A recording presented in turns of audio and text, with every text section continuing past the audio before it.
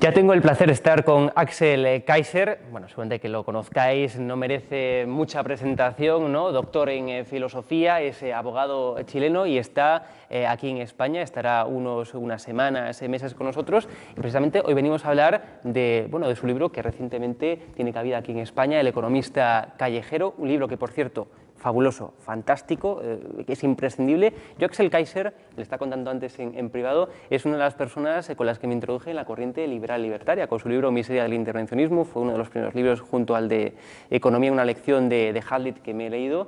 Y sinceramente que le tengo que dar las gracias a Axel Kaiser por introducirme en esa corriente liberal libertaria ya hace bastantes años. Axel, un placer, ¿cómo estás? Muchas gracias, encantado de estar aquí contigo. Bueno, en El economista callejero tratas cuestiones de economía para hacer un resumen, digamos, básico, ¿no?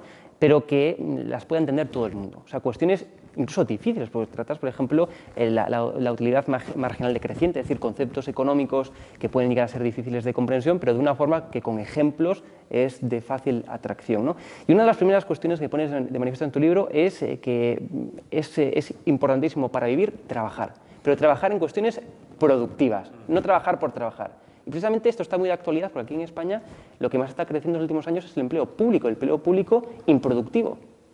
Bueno, esa es una manera de arruinar un país, ¿no es cierto? Cuando tú, como gobierno, y esto es típico de América Latina, para disfrazar las cifras de desempleo, empiezas a contratar a la gente, la metes en el Estado, y eso significa que tienes personas que no están produciendo, creando riqueza en el sector privado, pero que están viviendo a expensas de la riqueza que crean los demás trabajadores en el sector privado, y en consecuencia estás entrando en una dinámica parasítica, donde cada vez más gente vive de los que producen. El caso argentino es el más patético en este sentido, porque tú tienes 8 millones de personas que trabajan en blanco y pagan impuestos, y 20 millones que viven de esas 8 millones.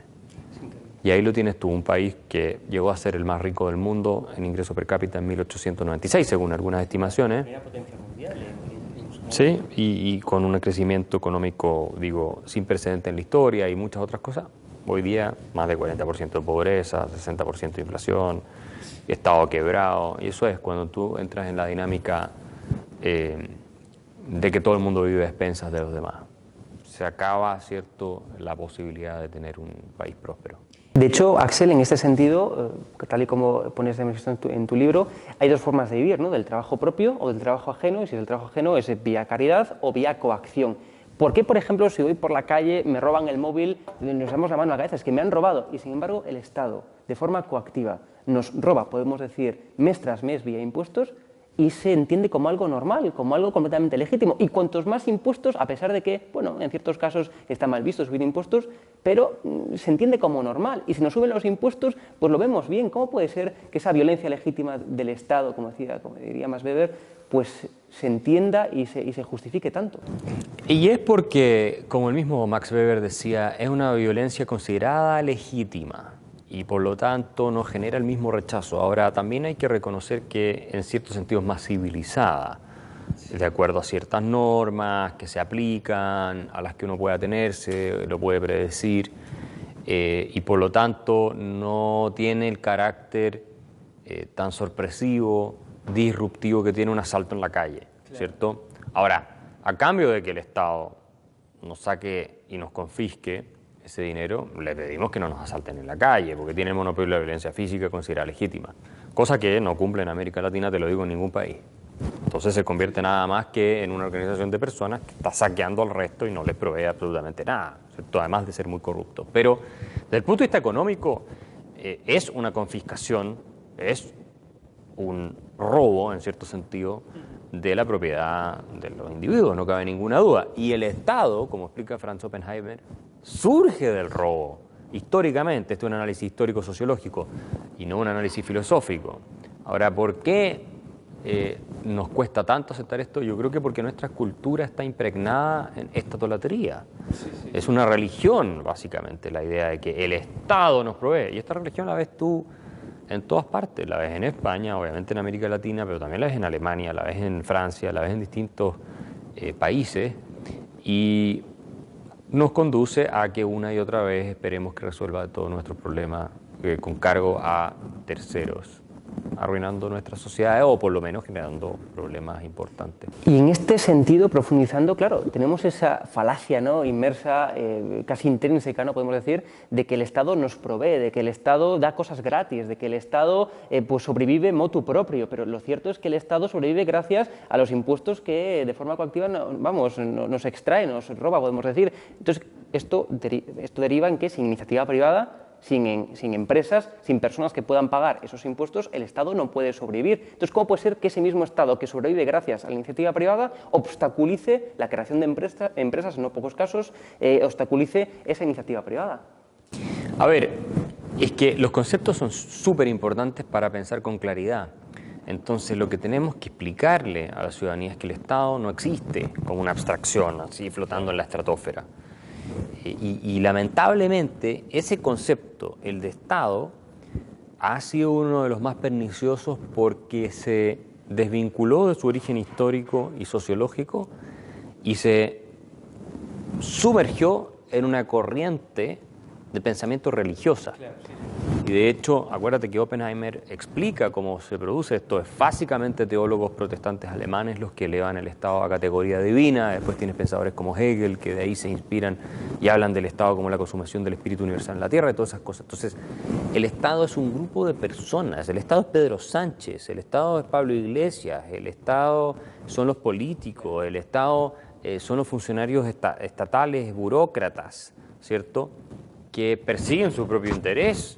Porque acá hay un cuento que es muy interesante, que es la gente denuncia a los empresarios porque persiguen su fin de lucro, su propio interés, su beneficio. Podemos lo dice todos los días. Claro, decir, Podemos decir, pero nació diciendo eso. Claro, pero Pablo Iglesias no persigue su propio interés, ¿no? Sí, ni con las asesorías como en Venezuela tampoco, no perseguía su propio interés, era todo por el pueblo, su mansión es por el pueblo. No, toda esa gente persigue su propio interés, no persigue el interés del pueblo. ¿Hasta cuándo vamos a creer esta estupidez? Entonces lo que tenemos que hacer es limitar la capacidad de meternos la mano en el bolsillo, la rapacidad, la voracidad de estas personas que persiguen su interés, pero con nuestra plata, no con la de ellos. Y es increíble que sigamos apoyando políticos que se las dan de generosos porque van a dar todo tipo de derechos sociales que nunca financian ellos con su propio dinero. Y la gente los sigue y los apoya. Y dice, qué buena persona que es Pedro Sánchez o Pablo Iglesias porque nos va a dar todas estas cosas gratis. Cuando ellos no lo están pagando de su bolsillo, están quitándoselo a otros para dárselo a esto y entre medio ponen a sus amigos a vivir del gobierno, a repartirle a los partidos que los apoyan, a las redes de poder, porque todo esto finalmente es una excusa para estar en el poder encaramado por sobre los demás. En España, de hecho, por añadir temas de actualidad, estamos con el gobierno más grande de toda la historia democrática de España, es decir, el gobierno con más ministerios, con más cargos puestos a dedo, con más asesores, es decir, el gobierno más elefantiásico de toda la historia. Que los socialistas tienen este problema con el mercado que no solo es ideológico. Como es gente a la que no le gusta trabajar, porque esa es la verdad, la mayoría son personas los que son de carrera, no trabajan, no han producido en su vida nada, ni han creado empleos, ni han pagado impuestos. Entonces ven en el Estado una salida, ¿cierto?, para poder vivir a un nivel alto, porque todo está en el segmento socioeconómico más alto, sin tener que hacer esfuerzos productivos, es decir, sin depender del voto, de la democracia del mercado, que es la que determina cuánto tú vas a ganar porque valora lo que me estás ofreciendo. Se hacen del aparato de coacción, ¿cierto? Y les traen las rentas a los otros y cuando están arriba meten a todos sus amigos, meten a todas sus redes para poder ¿qué? Garantizar el control sobre el Estado, incluso cuando ellos ya no estén, en muchos casos, porque tienen sus redes de poder metidas adentro. Y en muchos países, no sé, en España, cuando tú metes a alguien de tu partido en el empleo estatal, no hablo de empleo público, porque no es empleo público, es empleo estatal,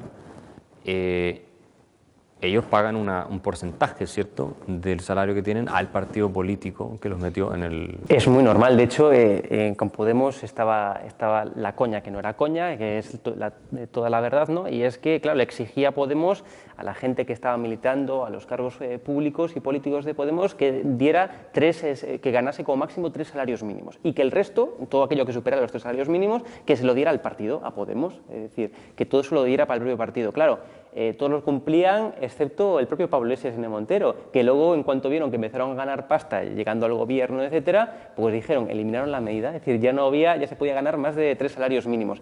O sea, es que es una cosa verdaderamente de hipócritas y es ahí escandalosa.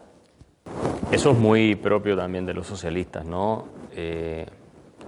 Son el equivalente a la gente que predica moral sexual y tiene todo tipo de escándalos encubiertos por otro lado, y ellos predican esta moral, este purismo realmente absurdo, ¿cierto?, casi franciscano, de que hay que hacer votos de pobreza y que no se puede vivir con mucha desigualdad, hasta que ellos tienen la oportunidad de hacerlo. Entonces les resulta como discurso, es una estrategia para parecer bueno, encaramarse en la ola que los va a llevar al poder y a los privilegios, y una vez que están ahí, eso se convierte en algo que para ellos, por supuesto, es aceptable. Y en el caso más extremo de los revolucionarios como Castro, como Chávez y todas esas personas, además es necesario, porque tú no puedes hacer la revolución y no puedes estar protegiendo al pueblo. Acuérdate que la revolución nunca termina, la revolución es permanente y eterna, porque tienes que estar protegiendo al pueblo una vez que llegaste al poder de los enemigos de la revolución. De ahí se justifica que se mantengan el poder sine die. Exacto, justificas que estés en el poder para siempre y justificas todos los privilegios que te da el poder, porque por supuesto si estás haciendo la revolución tienes que andar en un jet privado. ¿Cómo vas a estar con el pueblo andando en aviones populares, digamos, que son muchas veces privados, pero para el pueblo, o bien en líneas aéreas estatales? Tú no haces eso, tú tienes tu propio avión. Porque la importancia de tu misión es tal, de proteger a toda la gente. Y como los enemigos de la revolución pueden estar en todos lados, entonces tú tienes que aislarte y vivir en el palacio. Estar rodeado de tu gente más cercana, y tu familia también tiene que aislarse. Y andar en autos blindados, con choferes, y moverte y comer la mejor comida, porque tienes que estar en condiciones de defender la revolución. Estoy pensando en Evo Morales y en esa imagen de su avión privado, ¿no? Evo Morales, Nicolás Maduro, Hugo Chávez, son todos unos ladrones. Pedro Sánchez con su Falcon. Bueno, Pedro Sánchez, el anticapitalista Pedro Sánchez en un Falcon. Toda esta gente al final realmente no tiene ninguna vergüenza, y al menos Pedro Sánchez está en un país democrático, tú te puedes deshacer de él. Ahora, no lo puedes hacer con Chávez, no lo puedes hacer con... Y tampoco lo podrías hacer con probablemente el mismo Pedro Sánchez y Podemos, si ellos pudieran redactar la Constitución española como quisieran, que es lo que está pasando en Chile. Pero vamos a la base de nuevo, y esto no sería posible si no fuera por los impuestos, es decir, porque para poder financiar todo lo que llevan a cabo es vía impuestos, vía gasto del contribuyente, porque el dinero público no existe como tal, existe el dinero del contribuyente, lo que pagamos religiosamente cada mes los españoles, los chilenos, los venezolanos, etcétera. Claro, si aumentamos los impuestos, eso evidentemente desincentiva, que lo explicas muy bien en tu libro, desincentiva la iniciativa privada. Es decir, si yo produzco, si yo genero riqueza y a mí mes tras mes me extrae y cada mes incluso hasta una cantidad mayor el Estado, eso me desincentiva que yo siga generando riqueza, que prefiera que otro la genere por mí y que por tanto poder vivir pues del cuento público. Pero por supuesto, porque si yo a ti te castigo por trabajar, por generar valor, por innovar, por crear empresa, te masacro con los impuestos, como es el caso de España, te quito 50% de lo que tú ganas o más, y al mismo tiempo, si no trabajas, te doy una serie de subsidios, de transferencias que pagan los que trabajan, yo estoy creando una sociedad como la Argentina, cada vez más, donde tú terminas con incentivos para obviamente no trabajar, no producir, lo que empobrece a la sociedad, porque hay menos stock de riqueza disponible, ya que tú no estás participando de la producción, y al mismo tiempo vivir del Estado, ya sea como porque trabajan en el empleo estatal o porque te dan subsidios. Entonces, ¿cómo va a funcionar un país así? ¿Cómo vas a salir adelante?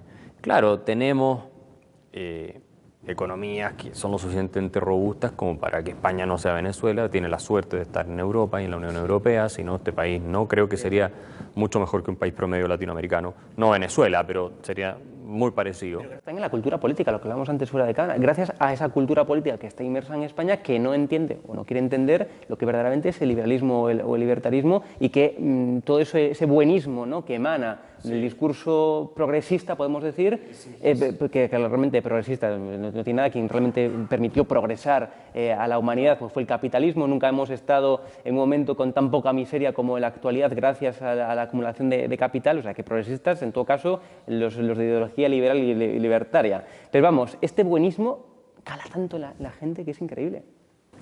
Sí, suena bien, se siente bien, es algo que conecta con una dimensión de la psicología humana y particularmente en los pueblos latinos que hemos estado muy influenciados por la doctrina jesuita, que es en esencia, ¿cierto?, populista y religiosa, que busca, ¿cierto?, la construcción del paraíso sobre la tierra. Y en América Latina generó estragos, ¿no? O sea, Fidel Castro, Perón, Chávez, ni hablar del cura Bergoglio, el Papa Francisco, no se explicarían si no fuera por el jesuitismo. O sea, los grandes movimientos populistas estuvieron no inspirados por jesuitas, movilizados por jesuitas, también la teología de la liberación, que introduce elementos marxistas a la teología católica y entonces se vuelve revolucionario. Y toda esta idea utópica de construir un paraíso sobre la tierra en el cual la gente no se tiene que esforzar por absolutamente nada, ¿no? Y claro, la desigualdad en este análisis pasa a ser el pecado central. ¿Por qué? Porque en la medida en que tú tienes desigualdad, destruyes, así lo ven ellos, ¿cierto?, el sentido de comunidad y de experiencia de conjunto, de grupo. Porque tú ya no vives igual que los demás, entonces no tienes un vínculo con los otros cuando tú vas en un avión privado y vas a clínicas especiales y el resto no. Interesantemente, eso es lo que hace Pedro Sánchez, estar en avión privado y de clínicas especiales, y el resto no. Pero ese es el sentido común que prevalece, que es bien primitivo, es una cosa, insisto, muy anclada en esta búsqueda de la utopía. Y el enemigo, por supuesto, en esencia, de ese sentido común es el capitalismo, el liberalismo y el individualismo, la idea de que tú puedes perseguir tus fines y ser feliz a tu forma y proveerte de riqueza y bienestar material. Eso es algo considerado pecaminoso, ¿no?, y contaminante. Hablemos ahora, Axel, si te parece, de inflación, que este es un tema muy de actualidad. Realmente la definición, tal y como la da Huerta de Soto, entre otros, de inflación es el aumento de la masa monetaria en circulación. Eso es lo que es la inflación. Bien, no es el aumento de precios, es una consecuencia de... Pero claro, ahora vemos que la inflación en gran parte no solamente es por la pandemia, no solamente es por la guerra que está en ciernes en Ucrania, sino que por supuesto ya venía de antes y viene sobre todo emanada de un banco central, europeo en este caso, que dota de todo tipo de estímulos monetarios a una economía y que la dopa, por tanto, podemos decir. Y ahora ese mismo Banco Central, que son los que generan, digamos, esa inflación, ese aumento de la masa monetaria, son los que van a intentar solucionar esa inflación que ellos mismos han generado. Es decir, es la pescadilla que se come la cola, como podemos decir ese dicho, y eso explica esos ciclos económicos que, entre otros, lo pone manifiesto Huerta de Soto en sus libros. Por supuesto, la inflación... Esto decía Milton Friedman, es un fenómeno monetario, ¿verdad? Y se explica porque pronto tienes una cantidad de dinero circulando en la economía que entra, la gente la gasta, aumenta la demanda sin que haya un respaldo en un incremento de la producción, por lo tanto los precios suben. Y te alcanza cada dólar, cada euro marginal que tienes para comprar menos. Entonces, es un fenómeno monetario.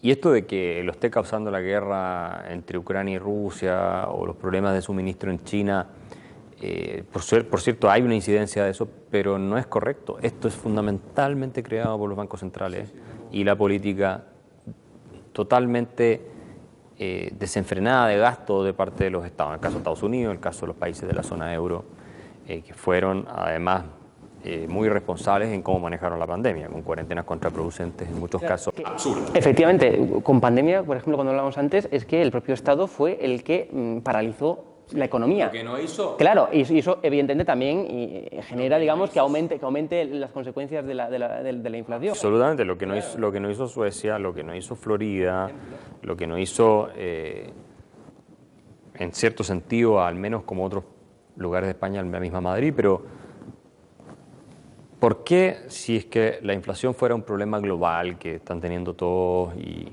es producida por la guerra y por el problema con China, ¿por qué Suiza no tiene inflación?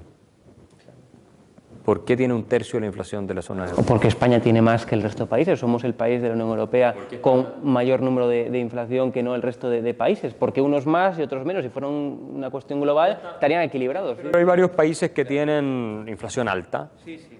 Pero Suiza tiene un 2%, 2,5%. China no tiene inflación. Menos de un 2%, lo mismo que Japón.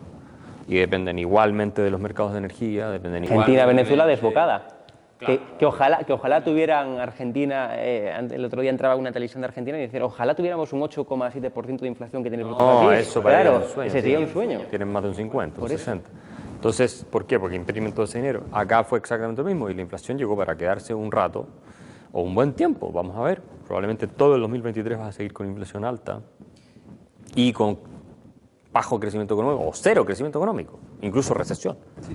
O sea, va a tener esta inflación. Vamos a pasar a uno de los temas que estás en tu libro y quizás a una persona que no entienda o que nunca haya leído de liberalismo o de libertarismo, pues no entienda. O sea, no hay que buscar, tú lo dices, la igualdad, hay que buscar la productividad.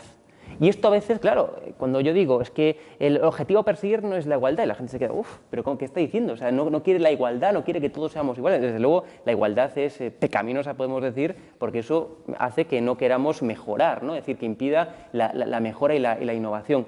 Pero desde luego, claro, lo que hay que conseguir es la productividad, es decir, porque es más recomendable no ser igual de pobres, sino que haya desigualdad, pero que sea en general un país más rico.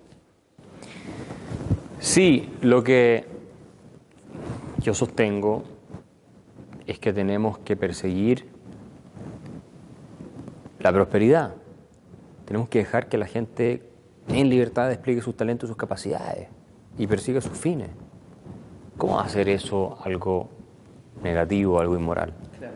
Decirle a Rafa Nadal, gana Roland Garros una vez más. ¿Por qué eso es inmoral? No, es que es injusto para los demás jugadores porque no todos pueden ganar tantas veces Roland Garros. Y además se hace millonario en el proceso. No, es que con Rafa Nadal no hay problema. Ahí está bien, pero en todos los demás casos con Amancio Ortega está mal. ¿Por qué? ¿Por qué está mal con Amancio Ortega? Y sí está bien con Rafa Nadal. O sea, solo porque es una estrella que nos entretiene. Es el mismo proceso de mercado, la misma libertad la que los conduce a ambos a tener mucho éxito en las distintas áreas.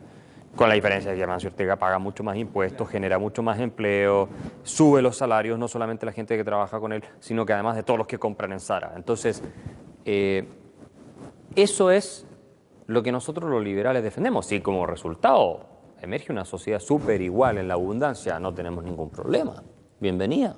Y además que el lucro individual, que el lucro es algo fundamental y que hay en cualquier intercambio económico, es decir, el lucro individual, el lucro de Amancio Ortega, es que repercute, como decías, Axel, en un beneficio de la sociedad. Es decir, es que todo deriva. Es que es una expresión de un beneficio de la sociedad. Es decir, yo no puedo ser un panadero exitoso si la gente no me compra el pan, y la gente no me compraría el pan si no considerara que el pan vale la pena lo que están pagando por él. Sí, la gente necesita comer pan, por lo tanto yo estoy resolviéndoles un problema. La gente necesita comprar ropa. Por lo tanto, Amancio Ortega les resuelve un problema. Y claro, ropa de lindo diseño, de calidad razonable, a precios bajos. Con lo cual, mi salario aumenta, aunque no trabaje en alguna tienda de Zara o para la empresa o para las empresas de Amancio Ortega. ¿Por qué aumenta? Porque ahora pago menos por una prenda de ropa que antes pagaba 20%, 30% más y tengo un mayor ingreso disponible. Claro. Gracias a un señor que yo jamás en mi vida conocí y ni siquiera tengo una relación laboral con él. Entonces, la gente tiene que entender esto. Cuando castigamos a los Rafael Nadal de este mundo, en las distintas áreas, y les impedimos jugar, porque nos da envidia que les vaya bien, arruinamos todo el juego. O sea, no podría tener el tenis el nivel que tiene si no fuera por los Djokovic, los Nadal y los Federer de este mundo. No podría ser, que son muy desiguales respecto al resto de los jugadores, por el éxito que han tenido. Y lo mismo pasa a nivel económico. Ahora, tiene que haber competencia, como la hay en el tenis. Ahí gana el que juega mejor. Y no tiene que haber protección del Estado, privilegios, subsidios, que en la economía suele haberlos, porque también se arreglan con los políticos. Y para que pueda haber competencia, podemos decir, tiene que haber desigualdad, es decir, tiene que haber diferencias entre los individuos para que pueda existir esa competencia que genera innovación y genera mejoría en la sociedad, evidentemente. Totalmente, y la competencia, por definición, va a implicar la desigualdad desde el punto de vista de que los resultados de la competencia, ¿cierto?, no van a ser exactamente idénticos para todas las partes involucradas. Pueden ser buenos para todos. Tú puedes tener distintas fábricas de autos. En el caso de Alemania tienes Porsche, tienes BMW, tienes Mercedes, por ejemplo, Volkswagen. Todas esas empresas compiten entre sí, sobre todo BMW y Mercedes y Porsche, más o menos, al menos, y les va todas bien. Claro, tal vez Mercedes quisiera que solo se vendan Mercedes, entonces pues que encantaría que el Estado claro. le dé una protección especial para que solo se vendan Mercedes. Pero ahí es donde nosotros tenemos que ponernos, pero en igual regla del juego todos salimos beneficiados con esa competencia que se está dando ahí y ellos van mejorando, tienen incentivos para ofrecer mejores carros, con mejor tecnología y así sucesivamente. ¿Cómo nos cuesta tanto entender todas estas cosas? Y son tan básicas y tan lógicas y tan sencillas de entender, ¿no? Es decir, que no estamos aquí hablando de una ecuación es que nosotros, o de trigonometría. Nuestro problema como liberales es que somos muy racionales, estamos muy conectados con la realidad. Mientras que los socialistas y la gente antiliberal está conectada con... son mejores en el discurso también. Es que están conectadas con poesía, con sueño y con utopía. Y venden una fantasía. Claro. Los seres humanos caemos fácilmente en los relatos y en las narrativas fáciles, atractivas, entonces las compramos porque nos hacen sentir bien. Claro. A mí lo que te digo yo no te está haciendo sentir bien, te está haciendo entender las cosas. Claro. No te está dando soluciones fáciles. Sí. Soluciones fáciles desde su punto de vista, claro. Es decir, porque decir que el Estado te va a proveer de servicios gratis, de que vas a vivir mucho mejor, si el Estado te da tal cantidad, tal recurso, tal bien, tal servicio, pues es mucho más sencillo que decir que tienes que tener... Sí, y ahí hay un tema que es psíquico, muy profundo, ¿no? Que la gente prefiere ser oveja que ser león. También, ¿verdad? Hay muchas personas que prefieren vivir como un perrito, digo, domesticado, que le están tirando comida y se la come ahí, ¿cierto?, sin tener que hacer ningún esfuerzo, que vivir como un lobo que sale a cazar. Y eso es lamentablemente problema de nuestra cultura, sobre todo hoy en día, y tenemos que lograr despertar el lobo, el león que está dentro de la gran mayoría de las personas y que la han adormecido estas promesas falsas de los líderes políticos que pretenden, ¿cierto?, tenerlos a todos domesticados, dándoles un par de migajas, mientras ellos viven con los grandes privilegios acá arriba. Y para concluir, Axel, me gustaría hablar de la teoría del valor subjetivo, porque esa teoría invalida por completo la teoría de la explotación de Karl Marx, que está tan extendida. Es decir, con simplemente explicar la teoría subjetiva del valor, también la utilidad marginal decreciente, con esas dos cuestiones es que se invalida por completo la teoría básica del marxismo, que es la teoría de la explotación. Sí, el marxismo debe ser uno de los fraudes más exitosos en la historia de las ideas a nivel mundial, si no el más exitoso.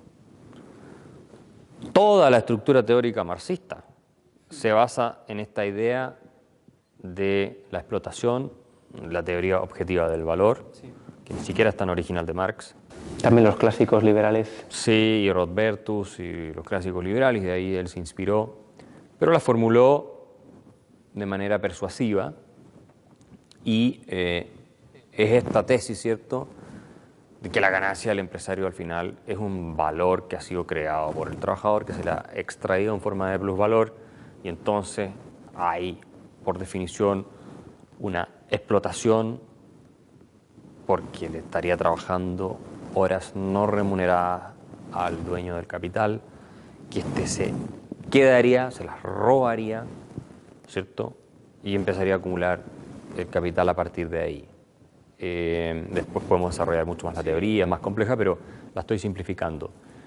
Y eso está completamente mal y no hay ningún economista serio del planeta, ni siquiera Joseph Stiglitz, que es de los más de izquierda que puedes encontrar, que te defienda esa idea.